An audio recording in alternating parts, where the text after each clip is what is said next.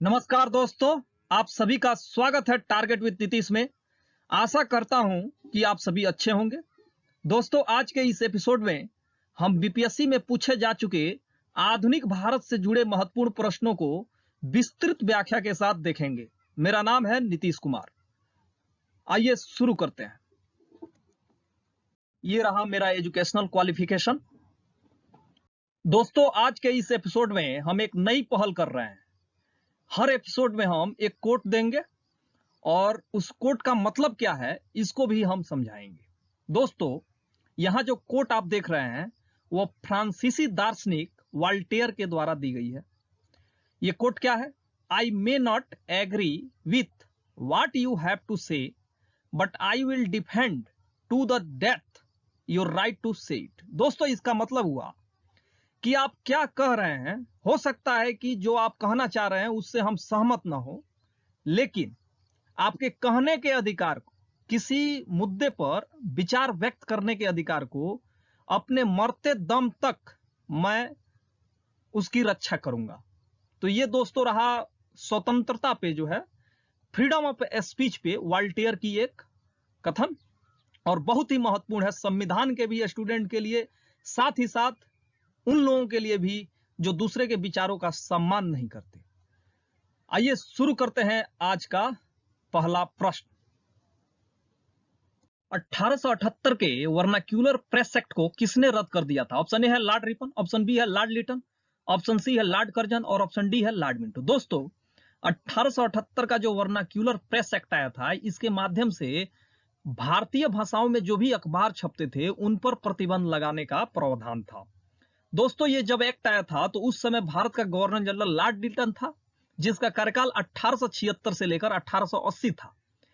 लेकिन यहां प्रश्न ये पूछा गया है कि किसने रद्द कर दिया था? तो दोस्तों, लॉर्ड रिपन के समय में 1882 ईस्वी में इस एक्ट को रद्द कर दिया गया था। इस प्रकार प्रश्न संख्या 1 का सही उत्तर ए होगा।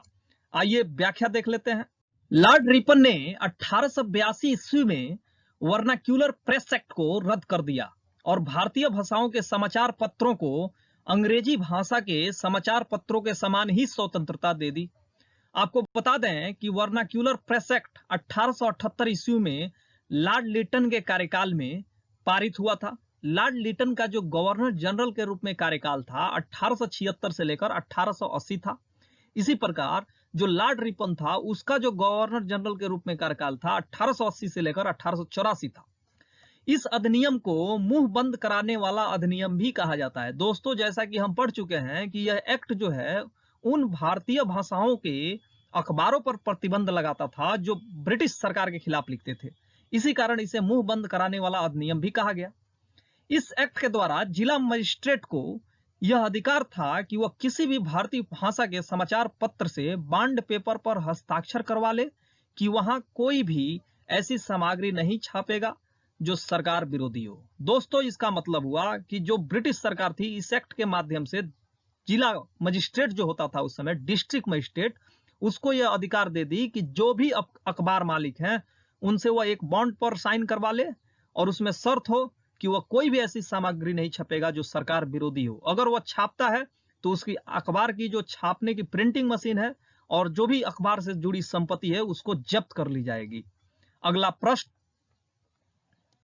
क्वेश्चन नंबर 2 है, स्थायी बंदोबस्त किसके साथ किया गया? ऑप्शन ए है जमींदारों के साथ, ऑप्शन बी है ग्रामीण समुदायों के साथ, ऑप्शन सी है मुकदमों के साथ और ऑप्शन डी है किसानों के साथ। दोस्तों, स्थायी बंदोबस्त जो है यह एक भू राजस्व प्रणाली थी। इसको 1793 ईस्वी में लॉर्ड कॉर्नवालिस ने लाया था। और दोस्तों, स्थायी बंदोबस्त में जिसके साथ डील की जा रही थी भू राजस्व की, वह जमींदार होते थे। इस प्रकार प्रश्न संख्या 2 का सही उत्तर ए होगा। दोस्तों, इसको थोड़ा हम विस्तार से भी देख लेते हैं। दोस्तों, वारेन हेस्टिंग्स के समय में कंपनी में बंगाल और बिहार में राजस्व वसूली के अधिकार को नीलामी करना शुरू कर दी थी। दोस्तों, वारेन हेस्टिंग्स जो था वह कर वसूलने की जो प्रणाली थी उसको नीलामी व्यवस्था में बदल दिया था। जैसा कि दोस्तों आप जानते हैं कि मुगल बादशाह शाह आलम द्वितीय ने 12 अगस्त 1765 को बक्सर के युद्ध के बाद बंगाल, बिहार, उड़ीसा की दीवानी ईस्ट इंडिया कंपनी को सौंप दी थी। नीलामी की इस प्रक्रिया में जो व्यक्ति ऊंची बोली लगाता उसे एक निश्चित क्षेत्र से राजस्व वसूल करने का अधिकार दे दिया जाता, किंतु इस व्यवस्था से कंपनी को उतना लाभ नहीं हुआ जितना कंपनी को उम्मीद थी। वहीं दूसरी तरफ जमींदार किसानों को लूटते रहे।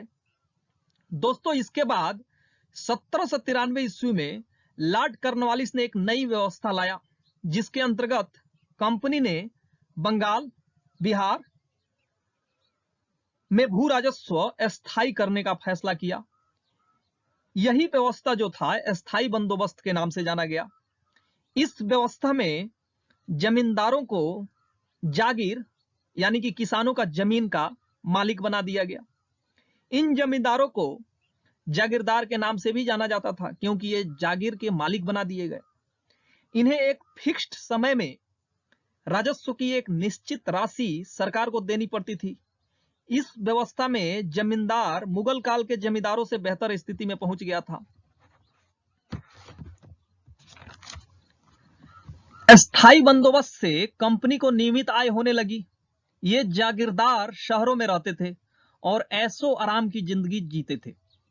ये किसानों से अधिक भू राजस्व वसूल करने लगे। चूंकि इन्हें सरकार को एक फिक्स्ड धनराशि देनी होती थी, इसलिए अधिक से अधिक धन वसूली करते थे और जो सरकार द्वारा निर्धारित फिक्स्ड धनराशि था उसको देकर शेष धनराशि को अपने पास रख लेते थे।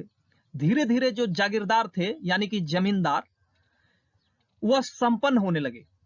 अकाल, सूखा व अन्य जो भी मौसमी कारण होते थे जिससे किसानों की फसल नहीं हो पाती थी या फसल बर्बाद हो जाता था या उपज किसी भी हाल में नहीं हो पाती थी, तो महाजनों से पैसा लेकर किसानों को भू राजस्व देना पड़ता था।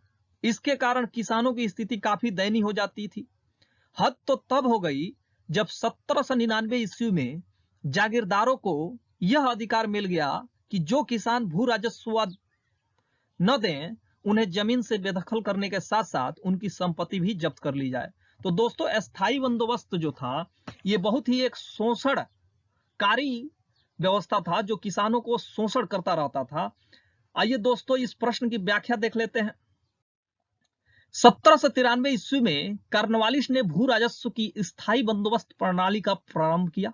इसे इस्तमरारी, मालगुजारी एवं विषयवेदारी आदि भिन्न भिन्न नामों से भी जाना जाता है।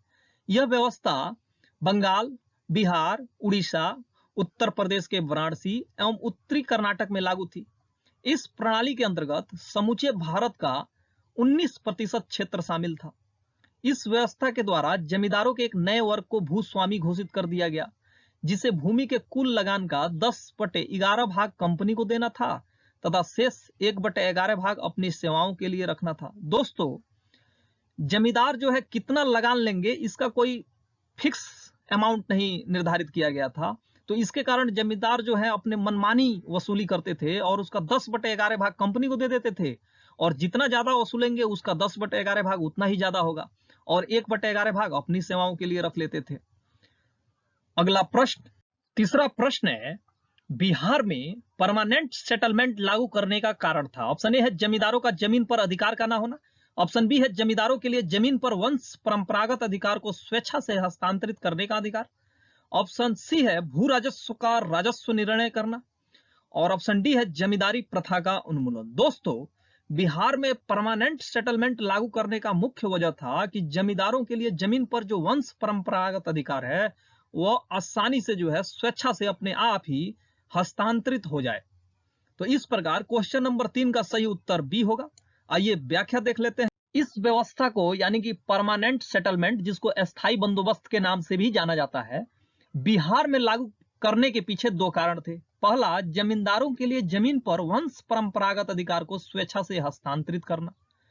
कंपनी के लिए भू राजस्व की एक निश्चित राशि को तय करना। दोस्तों, जो भारत के बिहार में जो अस्थायी बंदोबस्त यानी कि परमानेंट सेटलमेंट लागू की गई थी, उसके लागू करने से जो जमींदार होते थे, जागीरदार होते थे, जो जागीर के मालिक होते थे यानी कि किसानों के जमीन के, इस व्यवस्था के आने से अगर जमींदार मर जाता है तो उस जागीर का मालिक उसका पुत्र हो जाता था। वंश परंपरागत अधिकार को स्वेच्छा से हस्तांतरित करना मतलब कि ऑटोमेटिक ट्रांसफर हो जाता था। उसके मरने के बाद उसके वंश का कोई व्यक्ति जो है उसका उत्तराधिकारी हो जाता था और जागीरदार बन जाता था। अगला प्रश्न, सत्यार्थ प्रकाश की रचना की गई थी। ऑप्शन ए है राजा राम मोहन राय द्वारा, ऑप्शन बी है महात्मा गांधी द्वारा, ऑप्शन सी है स्वामी विवेकानंद द्वारा और ऑप्शन डी है स्वामी दयानंद सरस्वती द्वारा। दोस्तों, सत्यार्थ प्रकाश की रचना जो है स्वामी दयानंद सरस्वती द्वारा की गई है। इस पुस्तक में स्वामी दयानंद सरस्वती के जो विचार हैं उसकी झलक मिलती है इस पुस्तक में, उसी को रखा गया इस पुस्तक में। तो क्वेश्चन नंबर 4 का सही उत्तर होगा डी। आइए व्याख्या देख लेते हैं। स्वामी दयानंद सरस्वती का मूल नाम मूल शंकर था। उन्होंने मथुरा में स्वामी बिरजानंद जी से वेदों के शुद्ध अर्थ तथा वैदिक धर्म के प्रति अथाह श्रद्धा प्राप्त की थी। 1875 ईस्वी में उन्होंने मुंबई में आर्य समाज की स्थापना की थी। उनके विचार प्रसिद्ध पुस्तक सत्यार्थ प्रकाश में वर्णित है। अगला प्रश्न, अमृत बाजार पत्रिका की स्थापना किसने की? ऑप्शन ए है गिरीश चंद्र घोष, ऑप्शन बी है हरीश चंद्र मुखर्जी, ऑप्शन सी है एस.एन. बनर्जी और ऑप्शन डी है शिशिर कुमार घोष। दोस्तों, अमृत बाजार पत्रिका की स्थापना शिशिर कुमार घोष ने की थी। इस प्रकार क्वेश्चन नंबर 5 का सही उत्तर डी होगा। आइए व्याख्या देख लेते हैं। अमृत बाजार पत्रिका की स्थापना मोतीलाल घोष एवं शिशिर कुमार घोष ने 1868 ईस्वी में कलकत्ता में की। प्रारंभ में यह बंगाली भाषा में प्रकाशित होता था। 1878 ईस्वी में देसी भाषा प्रेस अधिनियम, दोस्तों इसको साधारण भाषा में आप कह सकते हैं वर्नाक्यूलर प्रेस एक्ट, से बचने के लिए रातों रात अंग्रेजी भाषा में रूपांतरित हो गई। गिरीश चंद्र घोष ने बंगाली प्रकाशन 1862 ईस्वी में शुरू किया, जिसे 1879 ईस्वी में एस.एन. बनर्जी ने ले लिया। हिंदू पोर्ट्रियाट की स्थापना भी गिरीश चंद्र घोष ने की। बाद में हरीश चंद्र मुखर्जी इसके संपादक बने। दोस्तों, ये भी प्रश्न पूछा जाता है कि कौन सा ऐसा अखबार था जो रातों रात वर्नाक्यूलर प्रेस एक्ट से बचने के लिए अंग्रेजी भाषा में बदल गया। तो दोस्तों, इसका सही उत्तर होगा अमृत बाजार पत्रिका। अगला प्रश्न, भारतीय पुनर्जागरण आंदोलन के पिता कौन थे? ऑप्शन ए है बाल गंगाधर तिलक, ऑप्शन बी है दयानंद सरस्वती, ऑप्शन सी है श्रद्धानंद और ऑप्शन डी है राजा राम मोहन राय। दोस्तों, भारतीय पुनर्जागरण आंदोलन के पिता राजा राम मोहन राय को कहा जाता है, क्योंकि इन्होंने सर्वप्रथम आधुनिक विचारों का प्रसार करना शुरू किया और वैज्ञानिक चिंतन पर जोर दिया और हिंदू धर्म में जो भी पाखंड थे, जो भी धार्मिक संस्कार थे जिसका कोई मतलब नहीं था, तर्क के आधार पर टिक नहीं सकते थे, उनका विरोध किया। सती प्रथा जैसे जो कुप्रथाएं थी समाज में, उनका भी इन्होंने विरोध किया। तो भारतीय पुनर्जागरण आंदोलन के पिता राजा राम मोहन राय को कहा जाता है। इस प्रकार क्वेश्चन नंबर 6 का सही उत्तर डी होगा। आइए व्याख्या देख लेते हैं। राजा राम मोहन राय को भारतीय पुनर्जागरण का पिता, भारतीय राष्ट्रवाद का पैगंबर, अतीत और भविष्य के मध्य सेतु, भारतीय राष्ट्रवाद का जनक और आधुनिक भारत का पिता, इसके साथ साथ प्रथम आधुनिक पुरुष तथा योगदूत भी कहा जाता है। अगला प्रश्न, सती प्रथा को गैर कानूनी किसने घोषित किया? ऑप्शन ए है वारेन हेस्टिंग्स, ऑप्शन बी है विलियम बेंटिंग, ऑप्शन सी है कार्नवालिस, ऑप्शन डी है कर्जन और ऑप्शन ई है उपयुक्त में से कोई नहीं या उपयुक्त में से एक से अधिक। दोस्तों, सती प्रथा आप जानते हैं कि भारतीय समाज में एक बहुत ही बुरी प्रथा थी और राजा राम मोहन राय के प्रयासों के फलस्वरूप लॉर्ड विलियम बेंटिंग ने 1829 ईस्वी में सती प्रथा रोकथाम अधिनियम पारित किया, जिस एक्ट के माध्यम से सती प्रथा को निषेध कर दिया गया, गैर कानूनी घोषित कर दिया गया।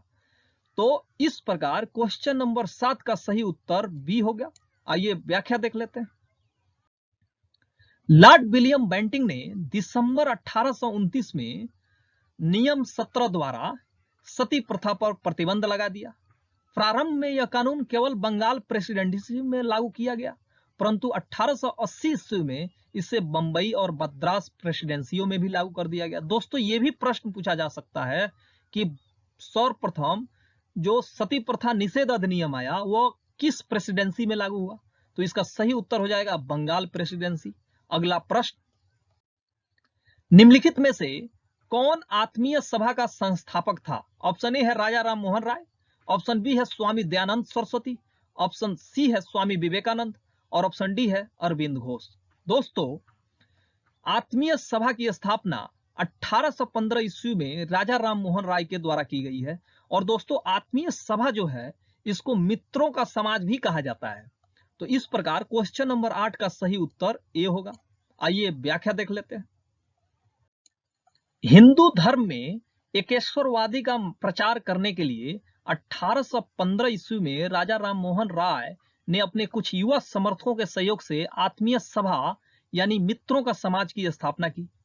दोस्तों, एकेश्वरवादी का यहां मतलब है कि एक ही ईश्वर की सत्ता में विश्वास करना। अनेक ईश्वर के जो कंसेप्ट हैं उनको इन्होंने नकार दिया था और ब्रह्मा समाज भी नकारा। दोस्तों, राजा राम मोहन राय के अन्य जो योगदान है उनको हम इस प्रकार देख सकते हैं। 1809 ईस्वी में उन्होंने एकेश्वरवादियों को उपहार नामक एक पुस्तक लिखी। अपने एकेश्वरवाद के मत को सही सिद्ध करने के लिए उन्होंने वेदों एवं उपनिषदों का बंगाली में अनुवाद किया और इसके माध्यम से स्पष्ट किया कि प्राचीन हिंदू धर्म शास्त्र भी एकेश्वरवाद का समर्थन करते हैं। 1820 ईस्वी में उन्होंने प्रीसेप्ट्स ऑफ जीसस नामक पुस्तक लिखी। इसके माध्यम से उन्होंने ईसाई धर्म की अनेक गलतियों को सामने रखा। राजा राम मोहन राय का मानना था कि सभी धर्म मौलिक रूप से समान होते हैं। उन्होंने प्राचीन हिंदू धर्म के ग्रंथों का हवाला देकर बताया कि यह ग्रंथ सती प्रथा का हवाला नहीं देते। इनके अथक प्रयासों के फलस्वरूप ही 1829 ईस्वी में लॉर्ड विलियम बेंटिंक ने कानून बनाकर सती प्रथा को गैर कानूनी घोषित किया। उन्होंने भारतीय समाज में स्त्रियों के साथ किए जा रहे भेदभाव का भी विरोध किया। बहुपत्नी विवाह को खत्म कर विधवा विवाह को प्रारंभ करने की वकालत इन्होंने की। तो दोस्तों, ये रहा राजा राम मोहन राय की भारतीय समाज और भारत के लिए योगदान ब्रिटिश काल में। अगला प्रश्न, राजा राम मोहन राय ने ब्रह्म समाज की स्थापना कब की? ऑप्शन ए है 1816 ईस्वी में, ऑप्शन बी है 1820 ईस्वी में, ऑप्शन सी है 1828 ईस्वी में और ऑप्शन डी है 1830 ईस्वी में। दोस्तों, राजा राम मोहन राय का जो जीवन काल है वो 1772 से लेकर 1833 तक है और राजा राम मोहन राय ने ब्रह्म समाज की जो स्थापना की थी वह 1828 ईस्वी में की थी। इस प्रकार क्वेश्चन नंबर 9 का सही उत्तर सी होगा। आइए व्याख्या देख लेते हैं। राजा राम मोहन राय ने 20 अगस्त 1828 ईस्वी को ब्रह्म सभा की स्थापना की, जो आगे चलकर ब्रह्म समाज के नाम से जाना गया। ब्रह्म समाज की जो मान्यताएं थी वह इस प्रकार है। हिंदू धर्म का शुद्धिकरण एवं एकेश्वरवाद और निर्गुण परमात्मा में विश्वास ब्रह्म समाज का मुख्य उद्देश्य था। दोस्तों, ब्रह्म समाज जो था, जो हिंदू धर्म में बुराइयां जकड़ ली थी, हिंदू धर्म में जो विभिन्न प्रकार के पाखंड आ गए थे, मूर्ति पूजा, इस तरह के जो है विचारों को ब्रह्म समाज ने विरोध किया और उसको खत्म करने का प्रयास किया। इसी कारण जो ब्रह्म समाज है उसको हिंदू धर्म का पहला सुधार आंदोलन भी कहा जाता है। ब्रह्म समाज के अनुसार ईश्वर एक है और सभी सद्गुणों का केंद्र व भंडार है। परमात्मा निर्गुण एवं निराकार है। परमात्मा का कोई आकार नहीं है। वह न कभी जन्म लेता और न कभी मरता है। वह हर जगह है और सर्वशक्तिशाली है और सर्वव्यापक है। वह निर्गुण व निराकार है, इसलिए मूर्ति पूजा करना व्यर्थ है। दोस्तों, ब्रह्म समाज जो था वह मूर्ति पूजा में जो है आस्था नहीं रखता था, पेंटिंग में आस्था नहीं रखता था। ब्रह्म समाज का जो दफ्तर हुआ करता था उसमें किसी प्रकार की मूर्ति पूजा नहीं की जाती थी, न ही कोई मूर्ति रखी जाती थी, न ही कोई कैलेंडर रखा जाता था। किसी प्रकार का जो प्रतीक है निराकार ब्रह्म का अगर आप दिखाना चाह रहे हैं तो उसको वो विश्वास नहीं करता था।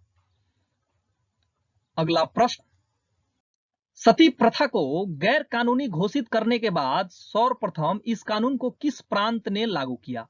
ऑप्शन ए है मद्रास प्रेसिडेंसी, ऑप्शन बी है बंगाल प्रेसिडेंसी, ऑप्शन सी है बंबई प्रेसिडेंसी और ऑप्शन डी है इनमें से कोई नहीं। दोस्तों, सती प्रथा को जब गैर कानूनी घोषित किया गया था, जैसा कि आप जानते हैं कि सती प्रथा को गैर कानूनी घोषित करवाने में राजा राम मोहन राय का बहुत ही योगदान है और राजा राम मोहन राय बंगाल से आते थे।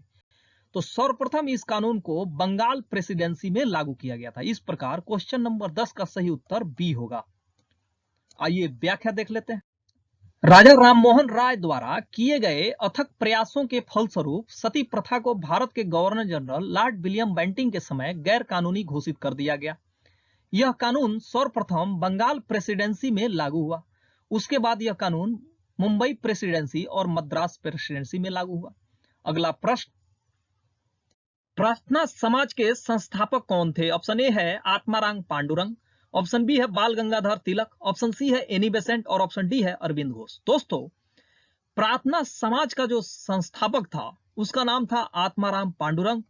आत्माराम पांडुरंग ने प्रार्थना समाज की स्थापना केशव चंद्र सेन से प्रेरित होकर किया था। इस प्रकार क्वेश्चन नंबर 11 का सही उत्तर ए होगा। आइए व्याख्या देख लेते हैं। प्रार्थना समाज की स्थापना 1867 ईस्वी में मुंबई में आत्माराम पांडुरंग द्वारा केशव चंद्र सेन की प्रेरणा से की गई थी। इस संस्था से महादेव गोविंद रनाडे 1869 ईस्वी में जुड़े। प्रार्थना समाज के जो मुख्य उद्देश्य थे, पहला था जाति प्रथा का विरोध। दोस्तों, प्रार्थना समाज जाति प्रथा में विश्वास नहीं करता था। स्त्री पुरुष की विवाह की आयु में वृद्धि, स्त्री पुरुष की जो विवाह की आयु है उसमें वृद्धि की जाए। जैसे वर्तमान समय में अगर देखा जाए तो स्त्री की जो विवाह की आयु है वह 18 वर्ष और पुरुष की विवाह की आयु 21 वर्ष निर्धारित की गई है।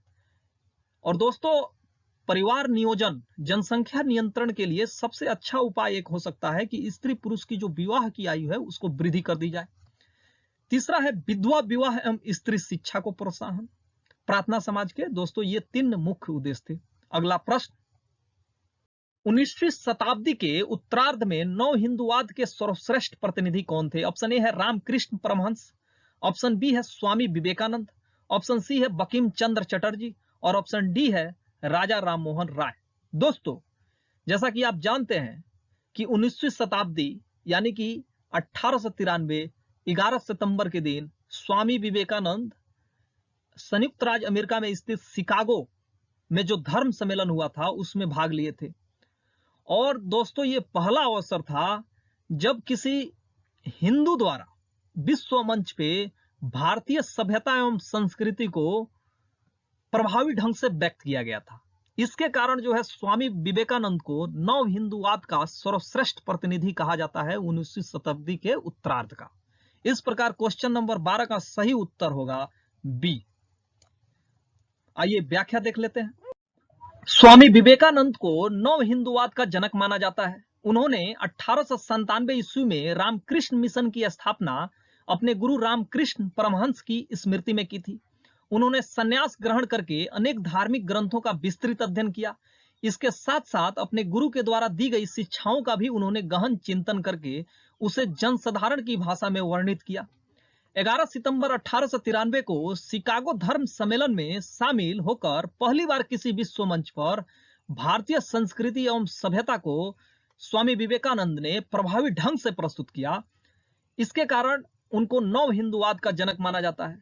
दोस्तों, सुभाष चंद्र बोस ने उनके बारे में कहा था कि जहां तक बंगाल का संबंध है, हम विवेकानंद को आधुनिक राष्ट्रीय आंदोलन का आध्यात्मिक पिता कह सकते हैं।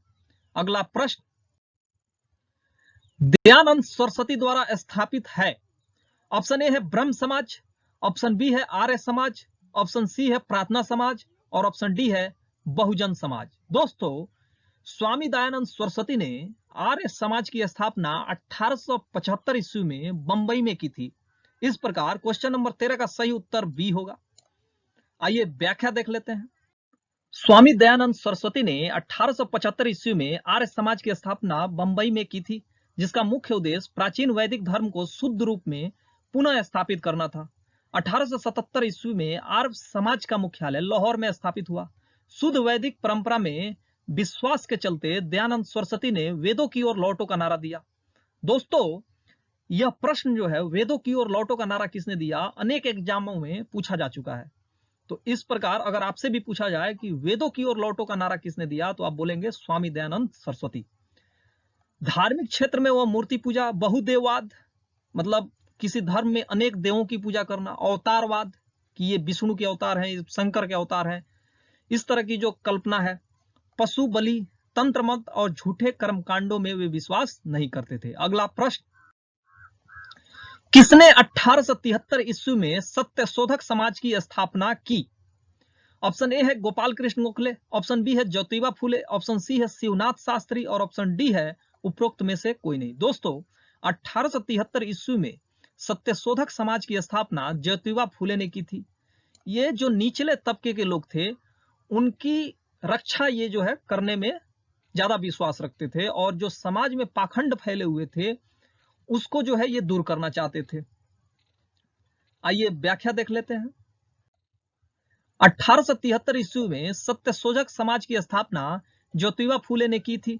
इनका जन्म 1827 में एक माली परिवार में हुआ था।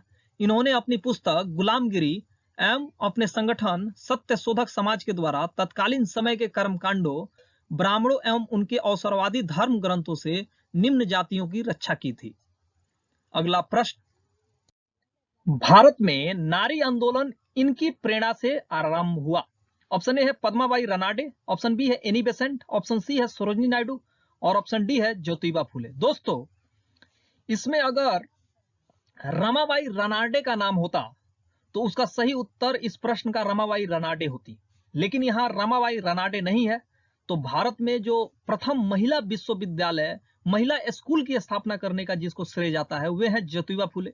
तो इस प्रकार भारत में नारी आंदोलन इनकी प्रेरणा से आरंभ हुआ, उसका सही उत्तर हम ज्योतिबा फूले मानेंगे। आइए व्याख्या देख लेते हैं।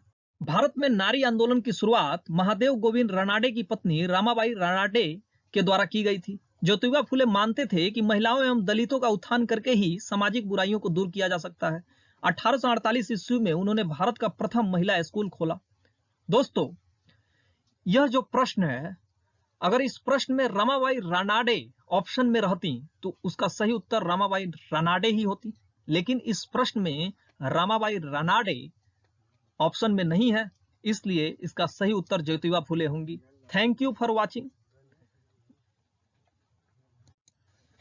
दोस्तों, अगर आपको टारगेट विद नीतीश के द्वारा दी गई जानकारी अच्छी लग रही है और आपको लग रहा है कि आपको इन वीडियो के माध्यम से टारगेट विद नीतीश ऐसी जानकारी प्रदान कर रहा है जो आपको किसी भी एग्जाम्स को पास करने में सहायक सिद्ध होगा, तो टारगेट विद नीतीश को जरूर सब्सक्राइब करें और बेल आइकन को जरूर दबाएं ताकि अगला कोई भी वीडियो आए आपके पास नोटिफिकेशन तुरंत पहुंचे।